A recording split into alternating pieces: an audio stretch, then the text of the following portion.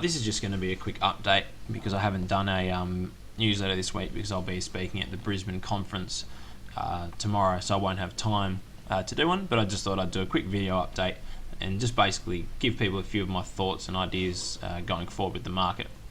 So obviously we've had a massive drop this week based on all the news out of Japan, and I mean Saudi Arabia was here, and then obviously the Japanese earthquake and nuclear disaster has certainly pushed down the market.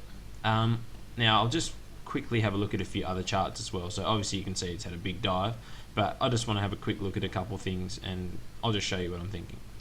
Okay, so this is the Dow Jones. This is a weekly chart. I just wanted to show you guys basically the indicators have been up here for a while giving a sell signal. So obviously it doesn't always, it's not always going to come down, but I mean you do have to put caution and to the buy side when it is in that area. Anytime it comes lower or below this buy signal line, you definitely will be looking to potentially take positions. So this is the Dow. So one thing that I was looking at on this chart is also the EMAs. Obviously your EMAs, the long term, the pink one has crossed above the black one here. Sorry, the phone rang.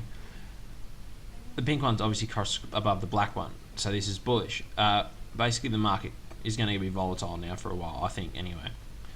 If we do pull up from where we are, then obviously, I mean, your long-term moving average, which is the 41 EMA, is the one that I'll watch.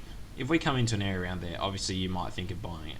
Also, there's this support level, which is here, resistance, and then a little bit there, and then obviously it is quite a strong level that. What I'd suggested, I'll just go to a daily chart. What I'd suggested was if we fib this move, so basically you look for a retracement in price, so how far the stock will fall back, it will be a level, basically 50% is really strong, anywhere around here. That area will now become sort of your buyer zone. Should you want to start taking a position. Obviously there are things like the swings, as mentioned in the other videos and things, you'll look to get a safer entry, but that is obviously one of the levels, and that is coincidentally where that support and resistance level is, in around here. Also the longer term moving average is there on the daily as well, so it's just a point to note. Obviously the swings have not given us a buy yet, because we will be obviously waiting for a higher swing bottom off that chart. So any sort of signal in the coming weeks or months, that will be your safe buy area before just speculating now that it's going to bounce, because I mean obviously it is overdone, and I'll show you on our market what I think. So next week I do sort of expect a rally. I'll just go to let me just show you the monthly range. So this is the monthly range that I always talk about, and at the beginning of the month for March, remember we were suggesting that this is the beginning of the month here, we were suggesting that it could potentially be a long. Obviously the stochastics, which is our indicator, was down the bottom, potentially giving a buy signal. That obviously didn't work, and it broke this trend line. So the first week it did touch the trend line, and we thought it potentially could be going higher, which was based on that candle. But as soon as it broke the lows, technically we should have been very cautious with the market, and that was potential sell signal, especially for index trading.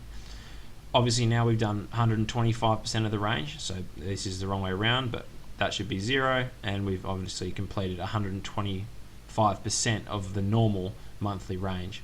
So it is something to consider, that potentially next week and toward the end of this month we could see a rally back up, and potentially looking at this, you'd want it to sort of retest, I guess, 50% of the monthly range, and I'm sort of assuming that is the same area as a retrace of that, which would be around the 50% area. So anywhere around the middle of this drop, which you could even put higher. Anywhere around that sort of area, support resistance as well, would be a sort of area where if you did take any longs, into the turn date tomorrow and Monday, which I've been saying. Obviously I thought the Monday was going to be a high, but it potentially could be Friday as a low. So I mean it is a low at the moment, so I'd be assuming that the market could turn up for next week, but it is very, very risky, and you are fighting the trend, as the trend is clearly down at the moment. So a couple other things also to look at is this weekly trend line. So the market obviously is this is a weekly of our market. Obviously, I was muck around there, sort of a trend line.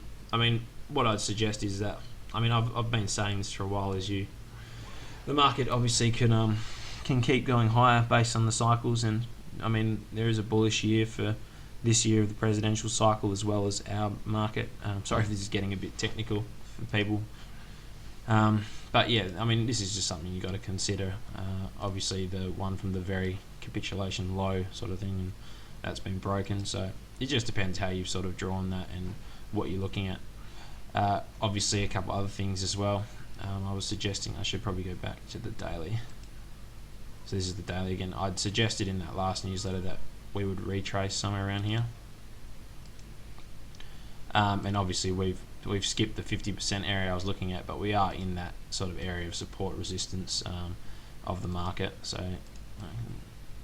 obviously, it is an area where you might find buyers and short-term bounce. There's a lot of factors weighing in that this has potentially done its move down.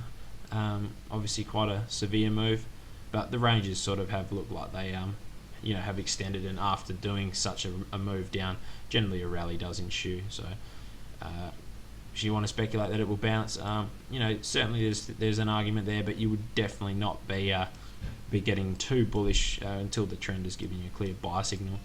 And again, you could always get a second wave down from the lower high should that entail and this disaster continue. But as I said, it's not the end of the world. There's plenty of things to be positive about, and it's all a matter of keeping things in perspective.